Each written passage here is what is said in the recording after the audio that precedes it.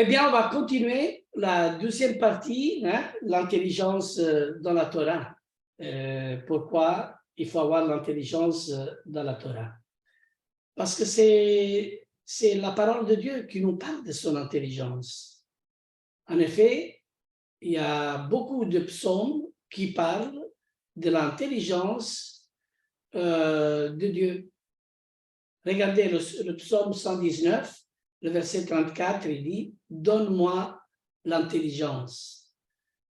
L'intelligence qui, en hébreu, on dit « Donne-moi bina », l'intelligence, pour que je garde ta Torah et que je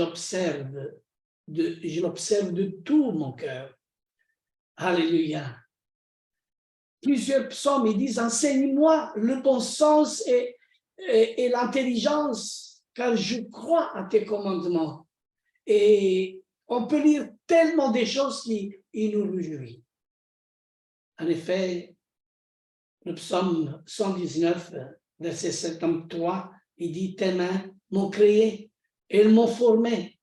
Donne-moi l'intelligence pour que j'apprenne tes commandements. » Les commandements, ils s'apprennent par l'intelligence.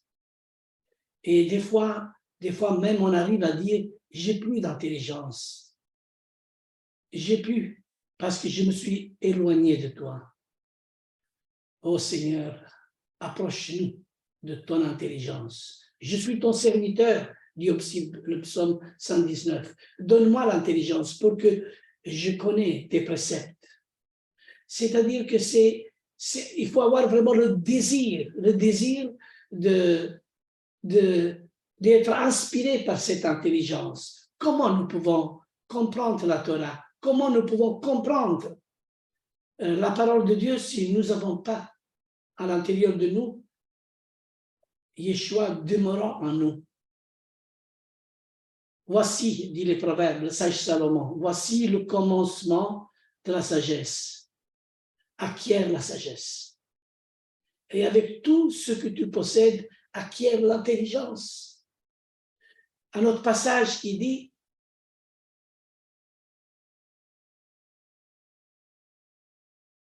la sagesse n'écrit-elle pas l'intelligence? N'élève-t-elle pas sa voix? C'est au sommet des hauteurs, près de la route. C'est à la croisée des chemins qu'elle se place, à côté des portes à l'entrée de la ville. À l'intérieur des portes, elle fait entendre ses cris. « Homme, c'est à vous que je crie. » Et ma voix s'adresse au Fils de l'homme. « Stupide, dit le proverbe, apprenez le discernement. Insensé, apprenez l'intelligence. Écoutez, car j'ai de grandes choses à dire, et mes lèvres s'ouvrent pour enseigner ce qui est droit. » Alléluia. Quels sont les points? L'intelligence et la prospérité. Alors ici, c'est quelque chose qu'il faut vraiment voir, hein, vraiment séparer, l'intelligence et la prospérité. Or, l'intelligence développe par l'arbre de la connaissance, vient de la racine chacal, c'est le mot, qui donne le sens de vouloir prospérer et réussir. Et Job dit que le cœur, en hébreu on dit l'ève, ou les bades de l'homme, est devenu fou, le cœur de l'homme. Que ce cœur a été fermé à l'intelligence. Alors le Seigneur il nous invite que ce cœur s'ouvre à l'intelligence, parce que toutes les pensées, toutes les mauvaises pensées sortent de notre cœur. Soit qui sortent des paroles de sagesse ou d'intelligence, ou soit des paroles de méchanceté, ou des paroles arrogantes. Hein? Mais l'intelligence donnée par la Torah vient de la racine bin, comme on a dit là dans la première étude, qui signifie comprendre et discerner. Et la bina et l'intelligence qui en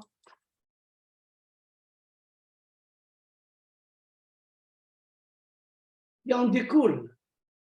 Et le mot Tavoun vient de la même racine et a le même sens que Bina, en appuyant peut-être un peu plus sur la compétence. Regardez le passage qu'on a lu de Devarim chapitre 4, verset 6. Vous les observerez et vous les mettez en pratique, car ce sera là votre sagesse et votre intelligence, votre Bina. C'est-à-dire, nous avons vu plus haut que cette racine utilise les mêmes lettres que la racine Bana en hébreu, qui signifie construire et qui donne également le mot Ben. Comment nous pouvons construire sans la sagesse? Comment nous pouvons construire sans que Dieu ne donne pas l'intelligence?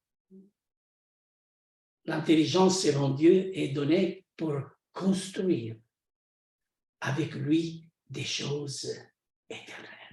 Alléluia. Je répète, l'intelligence selon Dieu, selon la Torah, est donnée et Dieu nous donne l'intelligence pour construire avec lui des choses éternelles. Pour bien apprécier le sens de ce mot, nous devons approfondir aussi les Écritures. Alléluia.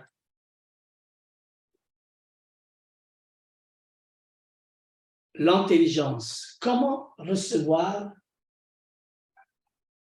cette intelligence? Comment la recevoir? La parole est claire à ce sujet. La Bina, c'est-à-dire l'intelligence, s'obtient par l'étude et la mise en application de la Torah. Sans l'étude, sans que nous, on s'applique, on ne peut rien comprendre. Il faut quand même qu'on se donne à l'étude et à l'application. Rappelons que la Torah d'Yeshua est la Torah de Dieu. Et par conséquent, pour obtenir le renouvellement de l'intelligence, afin d'être transformé, selon comme il dit Romains, chapitre 12, verset 2. Qu'est-ce qu'il dit le passage? Nous devons étudier les Écritures et y obéir. Et il n'y a pas d'autre chemin. Rien ne peut être fait sans cela. Qu'est-ce que la Bina nous apporte? Qu'est-ce qui nous apporte? La question est maintenant que nous donne la Bina? Alléluia. Est-ce que quelqu'un peut me répondre? Est-ce que quelqu'un peut vraiment donner la réponse exacte? C'est pour ça qu'il faut, Dieu et Hachem, il a bien placé les dons de la sagesse, de la connaissance et du discernement. C'est-à-dire que la Bina nous apporte, nous donne le discernement. Et la racine bin, ou bun, veut dire être séparé, veut dire aussi clair, veut dire aussi faire attention, comprendre, savoir, connaître. Cela veut dire voir la différence entre et entre. Qu'est-ce que je veux dire entre la parole entre et entre? Regardez un peu. Ainsi, la Bina et l'intelligence pour comprendre la différence entre ce qui est de Dieu et ce qui ne l'est pas, entre le sacré et le profane, entre le bien et le mal. Les mêmes lettres nous donnent le mot ben, qui veut dire entre, entre, bet, yod, nun final, qui veut dire entre. Il est donc clair que l'intelligence, selon Dieu, permet de discerner pour pouvoir choisir. C'est pourquoi l'apôtre Paul écrit dans Romains chapitre 12, verset 2. Et ça, c'est quelque chose qu'on va lire tous ensemble. Pasteur Jean-Baptiste, tu veux lire Romains chapitre 12, le verset 2. C'est vraiment quelque chose de très, très, très fort. Romains chapitre 12, dans le Tanakh, verset 2.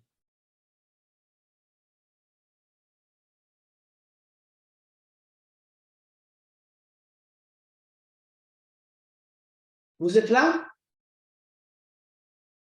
Oui, oui, on est là, on écoute. Oui, mais est-ce que quelqu'un l'a pris, Romains chapitre 12? Oui, moi je l'ai. Vas-y. Bon, Romains 12, verset 2. En d'autres mots, ne vous conformez pas aux habitudes du Olam Hazeh. Au lieu de cela, laissez-vous transformer par le renouvellement de votre entendement, afin que vous connaissiez ce que Dieu veut. Vous comprendrez alors que sa volonté est bonne, satisfaisante et sûre de s'accomplir. Amen. Amen. Amen. Je vais prendre ma version. Oui. Si possible. Ma version ici, lit second. Ne vous conformez pas au siècle présent, mais soyez transformés par le renouvellement de l'intelligence afin que vous discerniez quelle est la volonté de Dieu, ce qui est bon, agréable et parfait. Amen. Voyez? Amen. Ne vous conformez pas avec le monde, mais soyez transformés par quoi? Par le renouvellement de l'intelligence. Cette intelligence qui se renouvelle constamment, afin que vous discerniez.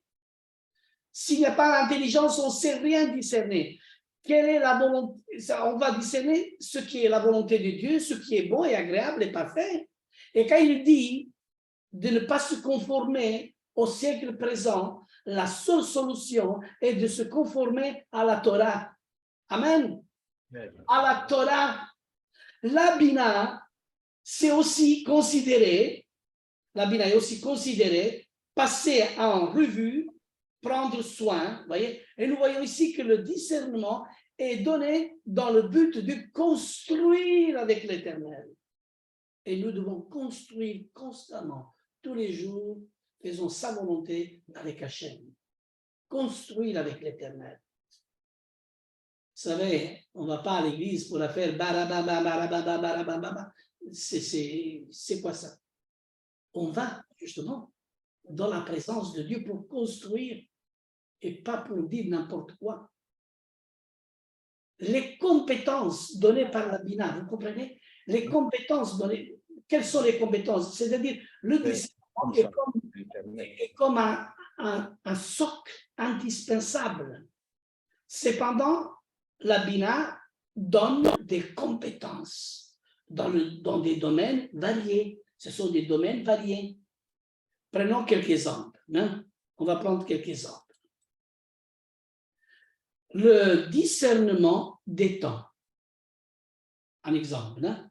Il est connu que la tribu d'Issachar avait l'intelligence du temps selon qui écrit, comme il dit dans 1 Chronique, chapitre 12, verset 32, des fils d'Issachar ayant l'intelligence binaire des temps pour savoir ce qu'il devait faire Israël, 200 chefs et tous leurs frères sous leur ordre. C'est Bina qui est utilisé ici. Autrement dit, cette tribu a acquis le discernement du temps par l'étude de la Torah. Vous voyez comment c'est bon de comprendre. Moshe avait parlé au peuple hébreu, disons ceci. S'ils étaient sages, voici ce qu'ils comprendraient. Et s'ils persévéraient, à ce que leur arrivera. C'est dans Devarim chapitre 32, verset 29. Oh là là, ce passage, il est vraiment très profond. S'ils étaient sages, s'ils conditionnent, voici ce qu'ils comprendraient. Et s'ils prenaient l'intelligence et ce qui leur arrivera, ainsi, la Bina permet de réfléchir pour prévoir l'avenir et discernement, le moment de Dieu.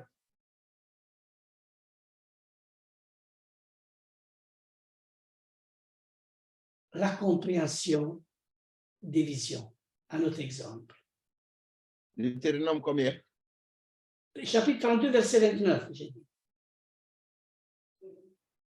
Chapitre 32, verset 29. Verset 29. OK. D'accord. S'ils étaient sages, voici ce qu'il comprendrait. Et il penserait à ce qui leur arrivera. Oui, verset 29. Verset 30. Verset 29 seulement. D'accord. OK? Verset 29 seulement, je relis la parole. S'ils étaient sages, voici ce qu'ils comprendraient. Et ils penseraient à ce qui leur arrivera. Amen. Il n'est pas là. Alléluia. Amen, amen. Amen, amen. Alors, l'Écriture ici nous dit que le prophète Zacharie a dit la Bina, un autre passage qui nous donne la compréhension. Hein? L'Écriture nous dit que le prophète Zacharie avait la Bina des visions, la compréhension des visions. 2 Chroniques, chapitre 26, verset 5. Donc, papa, excusez-moi, si on peut lire le verset 28. Oui, vas-y. C'est une nation qui a perdu le bon sens. Il n'y a point en eux d'intelligence. S'ils étaient sages, voici ce qu'ils comprendraient. Et ils penseraient à ce qui leur arrivera. Amen. C'est ça que j'avais dit, justement. Voyez, si on est sage, alléluia. Vous comprenez? Ici, ce sont des exemples que j'apporte. Hein? Après, il y a la compréhension des visions. Alors, là, ici, il y a un autre passage, le 2e Chronique, chapitre 26, verset 5. Moi, je suis né comme ça. Si tu veux le lire. Oui, quel passage? 2e Chronique, chapitre 26, verset 5. 2e Chronique, chapitre 26, verset 5. 5. Ouais. Il s'appliqua à rechercher Dieu pendant la vie de Zacharie, qui avait l'intelligence des visions de Dieu. Et dans le temps où il rechercha l'Éternel, Dieu le fit prospérer. Alléluia. Une autre version, par exemple, il dit, si tu prends la Louise Comte, il s'appliqua à rechercher Dieu pendant la vie de Zacharie qui avait l'intelligence des visions de Dieu et dans le temps où il rechercha l'Éternel et Dieu le fait prospérer. Voyez? Ça, c'est magnifique. Il y a encore d'autres exemples hein, que nous pouvons voir. Par exemple, la capacité de gérer, organiser et diriger un peuple. Alors, là, il y a, par exemple, Joseph en Égypte. Hein, il y a la Genèse, chapitre 41, versets 39 et 40. Hein. Alors, le patriarche Joseph a été remarqué par le pharaon pour sa sagesse et ses capacités. Et le monarque va donc lui confier la gestion de l'Égypte alors qu'un temps des vaches maigres arrive. Vous connaissez l'histoire des vaches maigres et des vaches gras. Hein? Voilà que Dieu lui donne une grande capacité pour gérer, organiser et diriger un peuple. Et le passage, on va le lire. Hein? C'est Genèse chapitre 41, versets 39 et 40. On va lire ce passage. C'est vraiment remarquable, c'est vraiment intéressant. Genèse 41, versets 39 et 40. Versets 39 à 40. Et Pharaon dit à Joseph, puisque Dieu t'a fait connaître toutes ces choses, il n'y a personne qui soit aussi intelligent et aussi sage que toi. Je t'ai établi sur ma maison et tout mon peuple obéira à tes ordres. Le trône seul m'élèvera au-dessus de toi. Amen. Amen. Alléluia. Alléluia. Amen. Ça, c'est vraiment un passage remarquable. Hein? La capacité vraiment de diriger et aussi la capacité d'établir vraiment des ordres dans la maison. Hein? Oh là là, et là, il faut beaucoup d'intelligence, beaucoup de sagesse. Alors, Joseph, c'était vraiment choisi par Dieu. Vous savez, des hommes sages, des hommes intelligents, c'est Dieu qui les choisit et les forme lui-même. Et aussi, il y a aussi d'autres, la capacité d'enseigner la Torah. Regarde, qui a la capacité d'enseigner la Torah? Et ici, nous pouvons parler aussi des Lévites. Hein? Les Lévites avaient reçu l'intelligence des Écritures. Ainsi, ils étaient capables d'expliquer et de l'enseigner au peuple. C'est pour ça que le peuple d'Israël, ils ont eu vraiment la tribu des Lévites pour entendre la parole, pour avoir l'explication des Lévites. Et aujourd'hui, on va où nous? On écoute qui sont ces Lévites? Ce sont des Juifs. C'est de la tribu de Lévi que Dieu encore aujourd'hui inspire. Alléluia. Et après, il a enseigné les apôtres, il a donné aussi la grande capacité. Vous voyez comment Dieu donne la capacité. Le passage des Lévites, c'est 2e Chronique, chapitre 35, verset 3. Ça, on peut le lire. C'est intéressant. Aussi. 2e Chronique, chapitre 35, verset 3. 35, verset 3. Il dit aux Lévites qui enseignaient tout Israël et qui étaient consacrés à l'Éternel: placez l'arche sainte dans la maison qu'a bâtie Salomon, fils de David, roi d'Israël. Vous n'avez plus à la porter sur l'épaule. Servez maintenant l'Éternel, votre Dieu, et son peuple Israël. Amen. Vous voyez, c'est la Bible dans elle-même qui nous enseigne, qui nous instruit. Vous voyez, c'est les passages bibliques qu'il faut retenir à l'intérieur de notre vie. Qui nous enseigne? C'est la Torah elle-même. Mais il faut bien tâtonner les passages bibliques.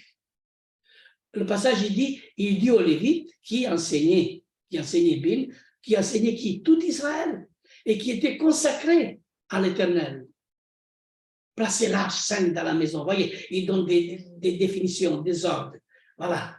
Placez l'arche sainte dans la maison qui est bâtie Salomon, fils de David, roi d'Israël. Vous n'avez plus à la porter sur les épaules. Servez maintenant l'Éternel, votre Dieu, et son peuple Israël. Combien d'exemples? Et encore, une autre chose, un autre exemple, apprenez la crainte de l'Éternel. Proverbe chapitre 2, de 1 à 5, une autre lecture qu'on va faire, c'est très important. On va s'instruire en lisant ce que le Tanakh nous dit. Lisons ce passage. Proverbe chapitre 2, de 1 à 5. 1 à 5. Mon fils, si tu reçois mes paroles et si tu gardes avec toi mes préceptes, verset 2, si tu rends ton oreille attentive à la sagesse et si tu inclines ton cœur à l'intelligence, oui, si tu appelles la sagesse et si tu élèves ta voix vers l'intelligence, si tu la cherches comme l'argent, si tu la poursuis comme un trésor, alors tu comprendras la crainte de l'Éternel et tu trouveras la connaissance de Dieu. Le verset 6. Non, c'est bon. Alléluia. Nous voyons que ici, quel bon verset, quel bon passage. Mon fils, il se réfère à tous. Nous sommes ses fils. Et ça, c'est un message qui se réfère à ses fils. Alors, nous sommes appelés fils de Dieu si nous recevons la Torah de Dieu en nous, dans l'intérieur. Parce que nous, un jour, nous serons semblables à lui. Et comme lui, il est Torah de Dieu, nous sommes aussi Torah du Messie. Nous sommes semblables à lui. Et il dit, mon fils, comme Yeshua est le fils et la Torah, Et il dit, mon fils, voulant dire, toi qui as la Torah, ma Torah. Il dit à nous, toi qui as la Torah, ma Torah, si tu reçois mes paroles, tu es ma Torah. Tu es aussi la Torah, tu ressembles à moi. Et si tu gardes avec toi mes préceptes, si tu rends ton oreille attentive à la sagesse et si tu inclines ton cœur à l'intelligence, oui, si tu appelles la sagesse et si tu élèves ta voix vers l'intelligence, oh, si tu la recherches comme l'argent, que bon passage. Merci, pasteur Jean-Baptiste. Que bon passage. Il faut vraiment le lire avec attention, mot par mot, et demander à Hachem qui nous donne la profondeur de la comprendre. Nous voyons que la recherche de la Bina conduit non seulement à comprendre la crainte de l'Éternel, mais aussi à la connaissance de notre Dieu. Les insensés n'y parviennent pas. Les insensés, vous connaissez, vous savez, les insensés, les insensés n'y parviennent pas, car il est écrit dans Psaume chapitre 92, 92, 92, versets 6 et 7, que tes œuvres sont grandes, ô Éternel, que tes pensées sont profondes. L'homme stupide ne connaît rien et l'insensé ne prend point garde. Dans ce passage que je viens de lire, le mot bin est traduit par prendre garde aux œuvres de Dieu, ce dont l'insensé est incapable. Incapable. Et il ne faut pas discuter avec l'insensé. Il ne faut même pas te justifier avec l'insensé. Laisse tomber tous les insensés. Tu perdras de temps. J'en ai fait bien l'expérience.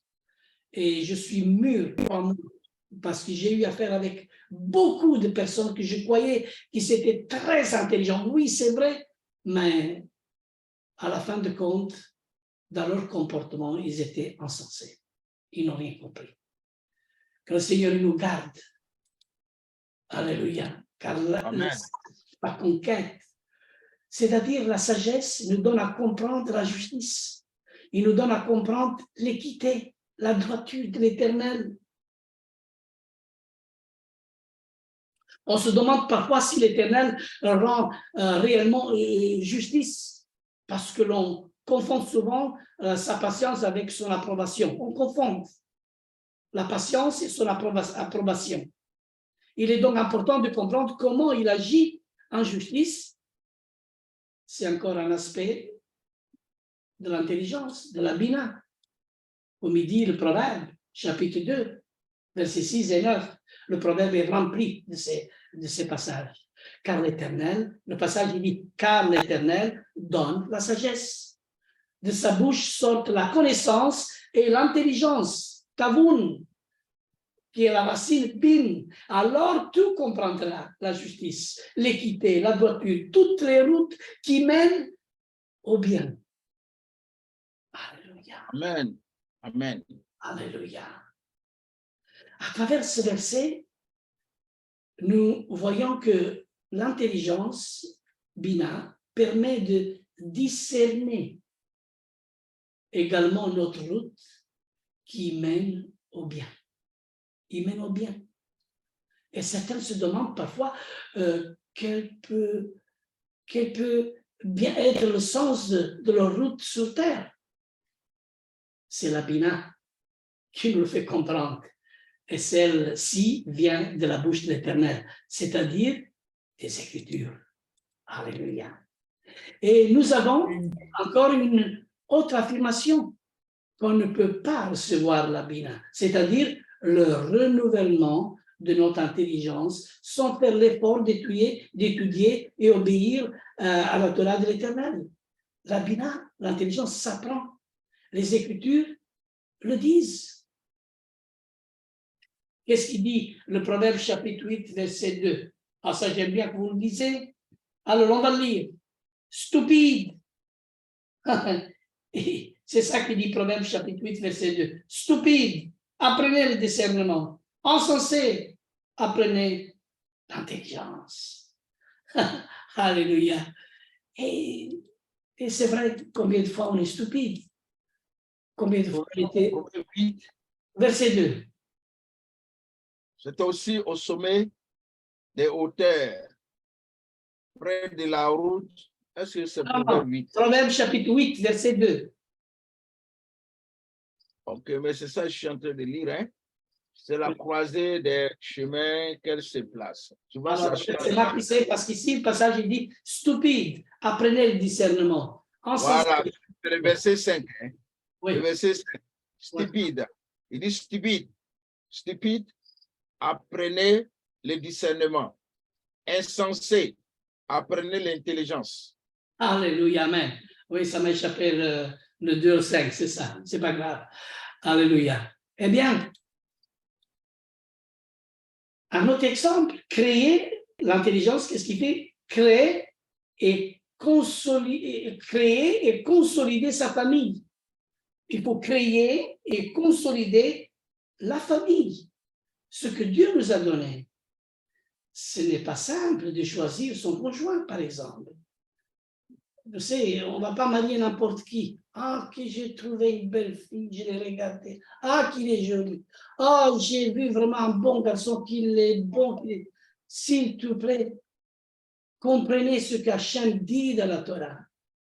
Ce n'est pas si simple de choisir son conjoint. Puis d'éduquer les enfants afin que toute la famille puisse entrer dans le royaume de Dieu. Il faut vraiment bien choisir.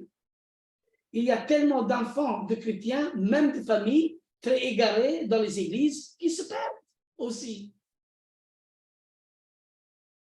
Et le Proverbe 24, encore le Proverbe, on arrive, Proverbe chapitre 24, verset 3, il dit, c'est par la sagesse qu'une maison s'élève et par l'intelligence qu'elle s'affermit. Amen. Amen. Alléluia. Alléluia. Alléluia. Proverbe 24. Amen. Proverbe 24.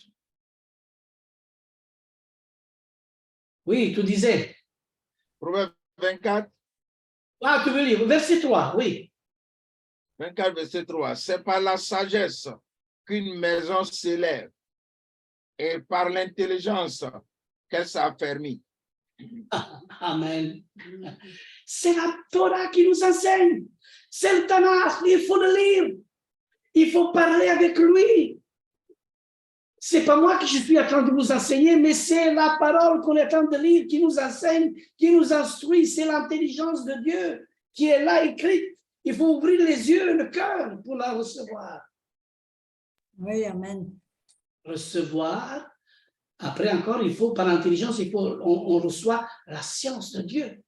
Recevoir la science de Dieu. La science de l'Éternel correspond à sa pensée, sa façon de raisonner, de ressentir les choses et de les juger.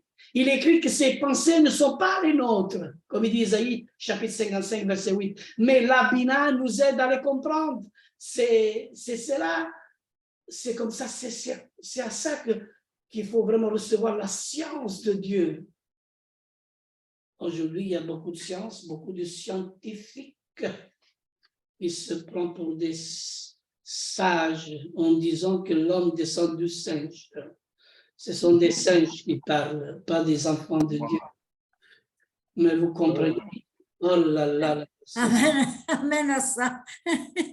Oh Seigneur, la science de Dieu. La plupart des athées qui sont ratés, ce sont des athées qui sont ratés, qui sont des qui ne croient plus la science de Dieu, qui n'ont pas reçu la science de Dieu. Et le Proverbe chapitre 14, verset 6, il dit, le moqueur cherche la sagesse et ne la trouve pas. Mais il la cherche la sagesse, mais il ne la trouve pas. Mais pour l'homme intelligent, la science est chose facile. Tu sais qui est intelligent? Alléluia. Amen. L'Éternel dit d'Israël, c'est un peuple intelligent. Nous sommes, Mishpara, une famille intelligente. Amen. Amen. Alléluia. Regardez la science, il nous donne la capacité de maîtriser sa langue. Ça, c'est très difficile. Mais la langue.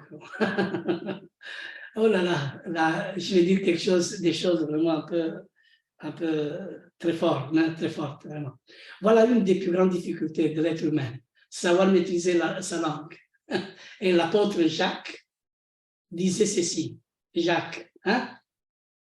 C'est pas le frère Jacques, hein? C'est Jacques l'apôtre, le frère d'Yeshua. Hein? Jacob. Jacob, oui, au chapitre 1, verset 26. Si quelqu'un croit être religieux sans tenir sa langue en bride, mais en trompant son cœur, la religion de cet homme est vaine. C'est ça qu'il dit Jacques. Et le verset 3, verset 6, le chapitre 3, verset 6, il dit, la langue aussi est un feu. C'est le monde d'iniquité. La langue est placée parmi nos membres, souillant tout le corps et enflammant le cœur de la vie, étant elle-même enflammée par la géhenne. Oh là là, c'est pour ça que Paul arrive à dire, le bien que je veux faire, je ne le fais pas. Et le mal que je ne dois pas faire, je le fais. Parce que dans la langue est un feu. C'est le monde de l'iniquité. Et on est confronté, et vite, on fait sortir. C'est pour ça qu'il faut ressembler à Yeshua. La parole de Yeshua est la Torah. Alléluia. Et la Torah, c'est le véritable feu. C'est pour ça qu'il dit dans l'Apocalypse, au chapitre 3, oui, à la Keila de Laodicée, quand il dit, achète de moi de l'or pur, afin que tu sois riche. Alléluia. Alors, la parole, c'est comme du feu. Et l'or, il plus tu le mets dans le feu, plus l'or plus pur devient. Et nous devons passer par le feu. Et cette langue, il doit passer par le feu, afin qu'il soit maîtrisé, qu'il soit purifié. Et nous devons être purifiés dans l'esprit, dans l'âme et dans le corps. Nous devons dire, Seigneur, donne-nous la maîtrise de nous-mêmes, afin que cette langue, aujourd'hui, avec la langue, on arrive à maudire notre mère, notre père, nos enfants. On maltraite aussi la langue, il transmet des malédictions tellement au point de dire, mais celui-là, c'est un croyant. Mais comment il se permet que le Seigneur nous délivre? Il y a beaucoup de liens dans beaucoup de croyants et qui ne sont pas encore délivrés. Il faut qu'ils soient délivrés afin que sa langue puisse vraiment être une langue pure. Et Yeshua, il nous dit, je purifierai mon peuple et je donnerai une langue pure afin que de eux sorte la Torah, l'enseignement de la sagesse, de l'intelligence. Et toutes les nations afflueront à Yerushalayim pour être enseignées de la véritable sagesse. Soyons nous aujourd'hui des sages qui apportent au monde la véritable parole, la véritable Torah. Alléluia. Mais il faut qu'il soit inscrit dans notre cœur. Il faut qu'il demeure à nous dans notre vie. L'apôtre Pierre dit, si quelqu'un en effet veut aimer la vie et voir des jours heureux, qu'il préserve sa langue du mal et s'élève des paroles trompeuses. 1 Pierre, chapitre 3, verset 10. C'est la Bible qui nous enseigne. C'est lui ou celle qui possède la binale intelligence est capable de maîtriser sa langue. Et c'est faire preuve d'une grande intelligence selon Dieu. Alléluia. Alléluia. Voilà, le verset 12, je crois, le verset 13. Il dit, Jacques chapitre 3, verset 13 dit, lequel d'entre vous est sage et intelligent, qu'il montre ses œuvres par une bonne conduite avec la douceur de la sagesse. Amen. Merci, pasteur. Merci. Or, c'est lui ou celle qui possède l'intelligence est capable de maîtriser sa langue, comme je viens de dire. C'est faire preuve d'une grande intelligence selon Dieu. Et là, Proverbe chapitre 17, verset 28, il dit, l'insensé même, quand il se tait, passe pour sage, Tu racontes? L'encensé, c'est lui qui est encensé. Quand lui, il se fait passer pour un sage. Mais il n'est pas. C'est lui qui ferme ses lèvres est un homme intelligent, comme il dit Proverbe. Et des fois, on est troublé. Oh, c'est un homme sage. Justement parce qu'il est calme. Excusez-moi d'être texte là. Tu dis quoi? 1 Pierre, combien ou bien 2 Pierre? 1 Pierre, chapitre 3, verset 10. Après, j'ai dit Proverbe, chapitre 17, verset 28. Ok. 1 Pierre, chapitre 3, verset 10. Si quelqu'un, en effet, veut aimer et voir des jours heureux, qu'il préserve sa langue du mal et ses lèvres des paroles trompeuses. Amen. Ça, je l'ai lu, pasteur. Je l'ai déjà expliqué. Vous voyez? Okay. Oui, c'est ça. Alors, avec la sagesse, on peut aussi comprendre, en partie, comme toujours, la fin des temps. La fin des temps, comme c'est écrit dans Daniel. Alléluia. Mais je vais m'arrêter là. Je pense qu'on va continuer, on va faire un autre petit exercice sur l'intelligence, sur la sagesse. Hein? On va faire la troisième partie. Ça va? Oui, ça va. Merci beaucoup, Todalael. D'accord. Merci, Rabbi Lorenzo. OK. Merci beaucoup, Rabbi. OK. Alors. Lorenzo. Merci, pasteur.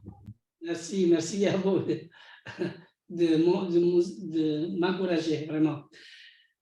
À l'Éternel, Hachem, toute la gloire, et à lui seul revient toute la gloire pour toutes ces belles paroles, pour ce bon enseignement. Amen. Alléluia.